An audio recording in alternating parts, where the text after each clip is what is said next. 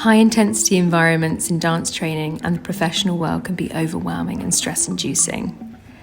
How do we create and facilitate dance spaces that are inclusive, accessible, and allow dancers to thrive? How can we support all individuals' access needs within dance training and the industry in an informed and mindful way? How can studio spaces become more inclusive of neurodivergent dancers?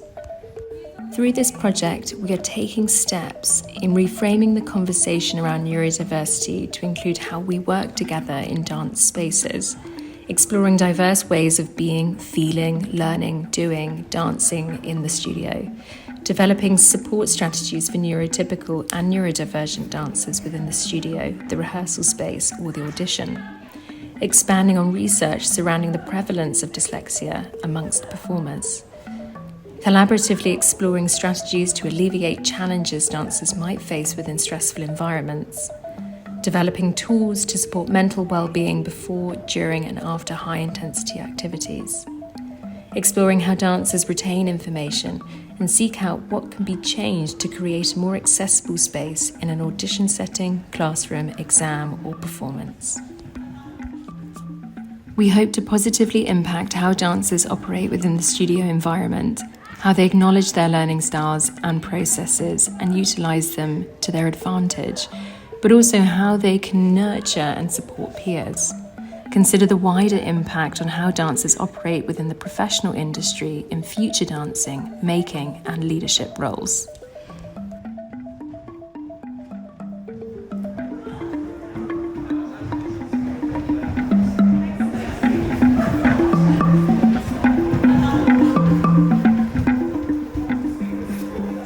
Hello, my name is Charlotte Edmonds and I'm one of the co-founders of Move Beyond Words. And the reason why we're doing the Neurodiversity in the Studio workshop is that as a company that houses and supports neurodivergent dancers, we and others recognise the need to support artists and dancers within our industry, especially coming from a neurodivergent point of view, to support people in creating accessible environments and equal opportunities for all. So I'm Phaedra Petsilas. I'm the head of studies at Rambert School. So I lead on all things academic. And what was really interesting about this process for me was the fact that often neurodiversity, I suppose, is utilised or looked at, particularly in school. It's interesting to see how neurodiversity pans out in the studio. Because normally we think about it very much in relation to academia, particularly when it comes to the school. So to see how, and to acknowledge how people might feel or how they might operate within a studio environment is really important. And in fact, the students that we're working with are here and mostly training to be either performers or choreographers or get into the industry in a practical sort of sense.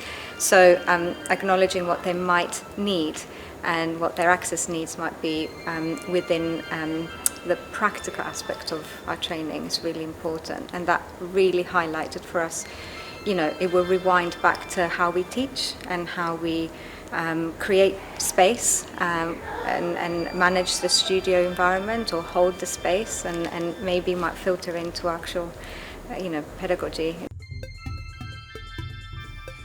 I'm Jessica Lowe and I work in dancers' health, wellbeing and performance at One Dance UK, and I've been supporting with the Neurodiversity in the Studio project as a research facilitator and consultant.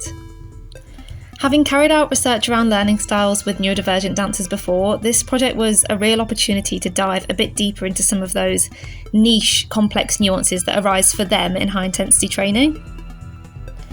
I'm also a neurodivergent thinker, learner and dancer myself, so this project has been particularly significant for me. I can empathise a lot with the experiences these dancers are having, and it's been really thought-provoking to hear their perspectives about how we as peers, teachers, choreographers, directors can better support and consider these kinds of specific individual needs in and beyond training. I found the tasks today interesting when we were having to talk about different neurodiversities and then write about what they were and then try and express that in movement. And we had lots of conversations about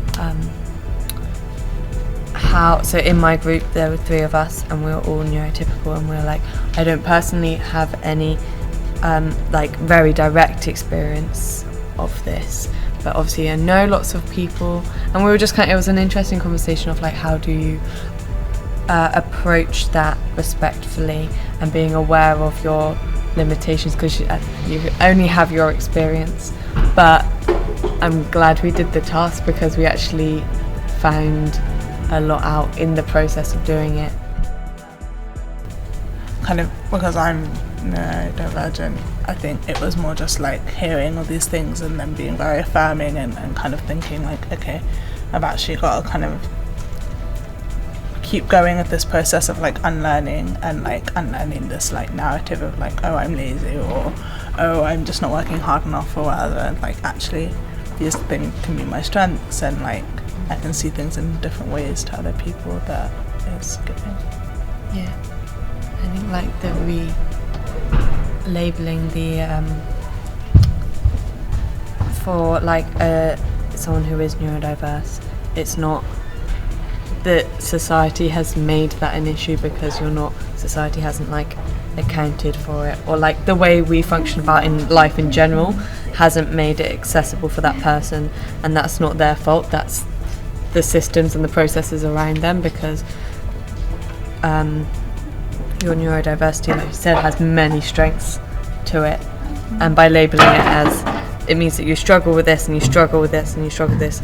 Yes, there are of course things that are going to be difficult, but that's not that person's fault. It's because people haven't made it accessible around them. Yeah, and also I guess just like the space doesn't need to be necessarily set in like another set of new rules that solve the problem. Is more like, it's more of a situation of like the space needs to be like adaptable and malleable for any given person and what their needs are and what they're feeling that day, and there just needs to be an open-mindedness instead of like trying to reinvent the wheel. Yeah, that's a really because good then point, we're back in the wheel, and then there's no point in none of the work is done.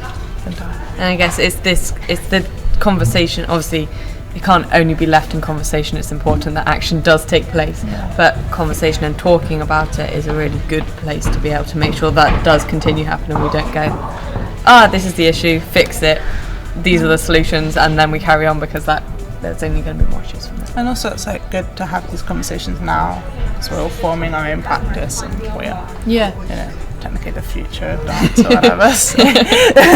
So